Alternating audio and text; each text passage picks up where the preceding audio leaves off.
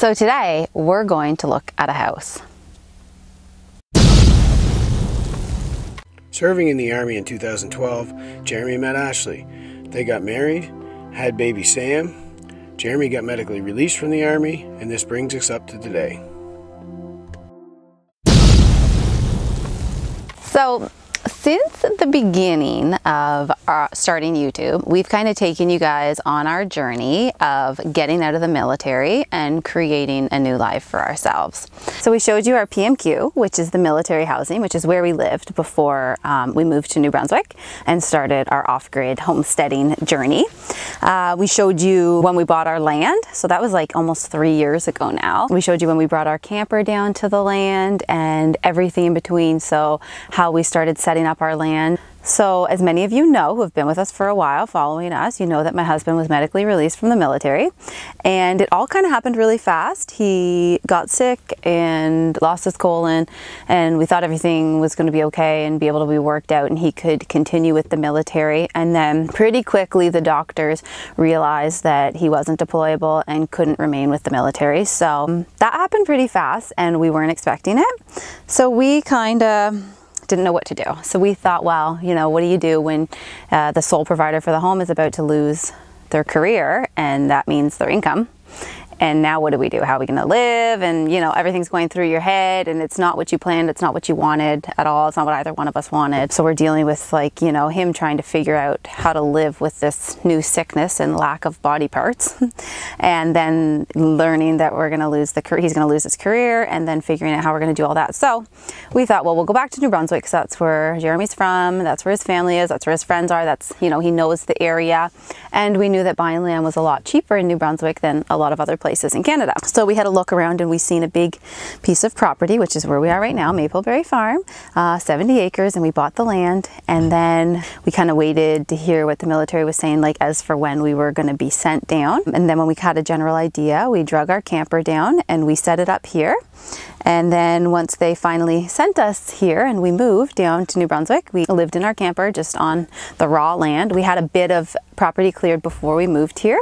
So when you drive in our driveway, we had like a section cleared a little further in the land, maybe a quarter mile in the land, which is where the house is now. And we moved our camper onto that spot, and we had maybe like half an acre cleared. And so we put our camper there and we lived in it for almost a year while we built our house, which we are now in.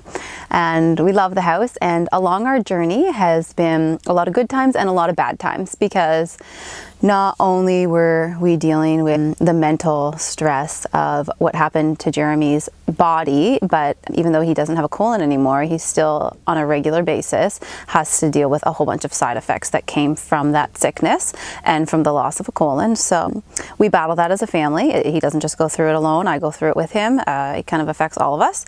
So we've been going through that, and the many miscarriages we've had in the last 2 years, as you all know, there's been 4 of them in 2 years. And so we've been dealing with that. We've been just trying to figure out how this new life works, how to deal with him not being in a career, in his career that he wanted, how to, you know, we've been trying to come up with like a whole new plan, a whole new purpose. And I think that's what we were doing with homesteading. We're like, okay, well, you kind of lose your purpose when you lose your career, especially such like a career as being in the military, where there's so much purpose, right? You're fighting for your country, you're serving your country, you're always doing things to better yourself in order to be a soldier. So for him, that was a really, really big loss of purpose to lose that. So we thought, well, maybe if we homestead and we build up our land, we build our home, we get animals, we do gardening. A lot of people say gardening and animals are therapeutic for like PTSD and stress, and like just to give you another purpose, right? You're taking care of animals and stuff like that. So, you know, we've given it a shot. We've been here almost 2 years now. Like I said, we built our land up. We had our driveway done. We had more acreage cleared. We built our house literally from the ground up. We've, you know, brought new things into the land to make it better. So we're always upgrading the home. Like we went from a camper to a 600 square foot home to a 1,000 square foot home. We had no running water. We now have running water. We collected rain barrels. We tried gardening. We've done a lot of different things over the last 2 years, and like I said, it hasn't always been easy, but it has been fun. and really rewarding because we're so glad that we've been able to grow on YouTube, meet new friends, create a YouTube channel, and just try this. Like, we're only in our 30s, so it's been fun to experience this different lifestyle. We're not 100% sure if this lifestyle is for us, and we feel that we may have jumped into it way too quickly. And so we decided we're going to start looking for a place closer to where Jeremy's family, his friends, our family doctor, and specialists are located. So I go and see a specialist now because of the miscarriages. Jeremy has to see a specialist for the rest of his life because of his no colon. You know, things come up and we go to our family doctor, and it's an hour and a half away. So between the three of us, we're at our family doctor, you know, like every couple months. So that, you know, and traveling to visit Jeremy's family and or friends. And in the spring, summer, and fall, Jeremy plays baseball, and that's an hour and a half away. So we find that we are constantly traveling back and forth. So we have decided that we are putting Mapleberry Farm for sale, and we're going to move. We're still going to homestead. We still want to have a garden, you know, not a huge garden probably, but maybe it will be a huge garden. I have no idea. I'm going to start small because all we've done so far for gardening is hay bales, and that was fun. I tried to plant a tomato plant. I don't think I got any tomatoes off it. I'm not that great yet. But like I said, our home is for sale. What we've built, the 70 acres, all of it is going to be for sale. It is for sale right now, actually. And we're having a look around. We've been looking for a week or so at a few different places. We haven't found anything that we really like. We know that we're not going to be able to get 70 acres again, that's for sure. Just like price, you know, budgets and stuff in order to have a house, a livable house. Obviously, it's just not going to be this, it's not going to be 70 acres. But we were looking for something with a few acres, a little more space in the home. Like, we would really like to have an office for Jeremy and for myself to work on our YouTube stuff. Like, it is a lot of work making videos, editing videos. The whole process is a lot of work, and we're usually trying to do it in the living room right where Sam is, and there's noise in the background and the TV's on and stuff like that. Like, it makes it really hard, and it's hard for us to produce a really good video when we're recording stuff, because the house isn't really big, like, and it's all open. It's very open concept. So I mean, the house is almost 1,000 square feet, but it's a very open concept house. So if we're trying to make a video, it's generally in the living room or kitchen, because we have so many windows along the living room kitchen area that it's very bright. So having an office, I think, is going to be really important for us to continue to produce good quality videos. So yeah, we're looking for a house with just maybe another bedroom or two. So we only have 2 bedrooms right now. We are still trying to have more children. We definitely are praying and trying and wanting that. So when the day comes that we have more, it would be nice to have another bedroom as well. So mostly the move is because we want to be closer to doctors, specialists, family, friends, baseball. Basically everything we do is about an hour and a half from here. So it just makes sense, instead of traveling back and forth every week or a couple times a week, it makes more sense to start over. And like I said, we're only in our early 30s, so we're happy to start over. We're not going to build a house again from scratch. No, we're not doing that. But we're looking for, the place we're going to look at today has 3 acres, has some gardens already on it, so I can just come in and plant some stuff. If we were to purchase it, we would do the gardening, we would get some animals, and we would build a garage, because there's no garage there. So in the spring, once we're settled in, that would be a project for us, would be to build the garage. And since we've built an entire house, I think building a garage will be fun, easy project. And yeah, it's another thing that we're having trouble with is it's hard to finish a house that you're living in. And I know most of you will say, you told us not to move in the house before it was done. Well, that wasn't an option for us. We were living in a camper, and we weren't about to live in the camper all winter long. You know, that's not healthy. That's not a safe thing to do. It's a camper with propane heat. There would be too much moisture, and that's just not an option. We weren't about to live in a camper for the year. So we did move in the house early, too early, because it was unfinished. Maybe we could have got an apartment, I suppose. We could have got a cheap apartment and worked on the house, been back and forth. But I think if we had left the land over the winter, it may have been a lot harder for us to get anything done. And so we moved into the house right away, and we didn't want to waste money. We wanted to save our money so that we could put it into the house and building the addition the next year and continuing to grow and develop the land and the home on it.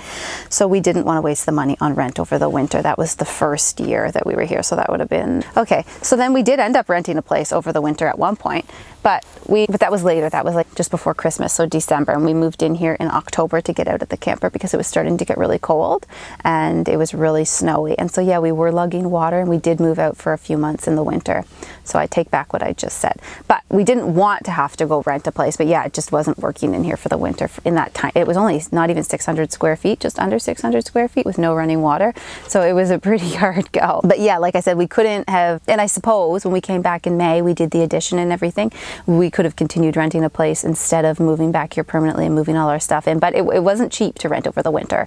You know, $1,200 or $1,300, $1,400, I can't remember, a month we were paying to rent a place. And we did not want to continue to spend that money, because if we continued to spend that money every month on a rental, we wouldn't have it to put into this house. So we moved back in May, moved all our stuff back in, and haven't really done much on the interior. And you know, it's just too hard. It's too hard to be working around all of our furniture and each other and then covering everything. And it can't just, you know, I'm not just going to go pay for storage while I'm working on the inside of my house. So if you can avoid it, I suggest you don't move into your house until it's finished, especially if you're a family. If you're just a single person and it's just you and you don't have a ton of stuff, I mean, that'd be probably pretty easy for you to move it around back and forth. But when you're a family of 3 people and couple of animals, and I mean, kids come with a lot of stuff. She has a lot of toys, and we have a lot of things too. It's not just her, but we have just a lot of stuff, and we've decluttered a lot since we moved here. But anyway, we haven't been able to work on the inside, and that's frustrating. And you know, so we just want to buy a place this time that's finished. We want to buy a place that's finished, and what we're going to build instead is we're going to build a garage. We're going to build a chicken coop. Any other animals we get, we're going to have to build fencing. So that's why we're looking for a place with a bit of acreage and just a bit more space inside the house. And yes, it will be on grid. There's a ton of people who live on grid and still do gardening and stuff, but the thing with on grid is we're going to make sure that if the power ever goes out, that we're still self-sustaining. So we're going to look for a wood stove. And once we move to the house, if we find one that we like and we're able to sell this one, once we move to the house, we will probably put some solar panels either on the roof or somewhere else. So that is future things. We do like that this house is fully self-sustaining. No matter what sort of storms they have or anything, this house is fully good to go. You'll always have heat, you'll always have power, because we have the generator, we have solar, and we have wood heat. And that has become so important to us after living here, that when we are looking at houses now, we're really taking that into consideration. Can we get solar panels on the roof? Is there a wood stove or a fireplace, wood fireplace in this house? Is there enough land that we can still have chickens, possibly goats, if we choose to do so?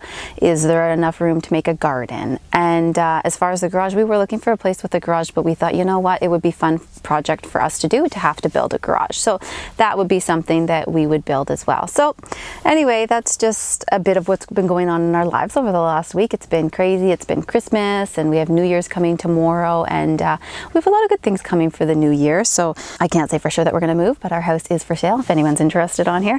And yeah, let us know. It is for sale. We do have someone who wants to come look at it in the new year. Someone who's actually watched us a few times, which is really cool. It'd be awesome if a viewer were to buy it, because they've kind of come along with us on the journey. I think that would be fun.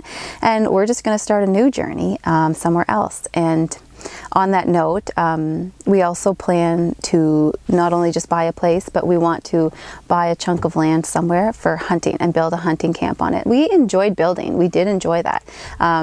Like I said, it wasn't always easy, because some days were bad, some days were stressful, some days were hard on Jeremy's body, some days were hard on my body.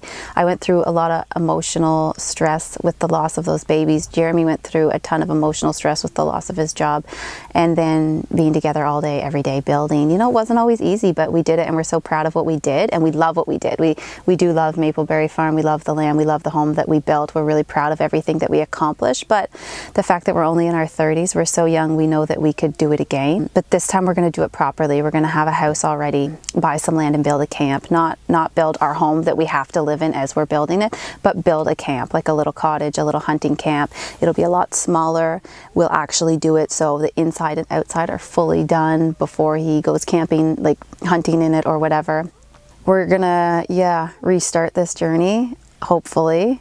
and we're going to do it differently this time. So follow along with us on our journey as we continue to see what the new year brings for us. Yeah, we'll bring you around to look at a few houses, and then once we find our house and this house sells and we get settled in a new location, we will take you around to find land, and we'll start looking for a chunk of land.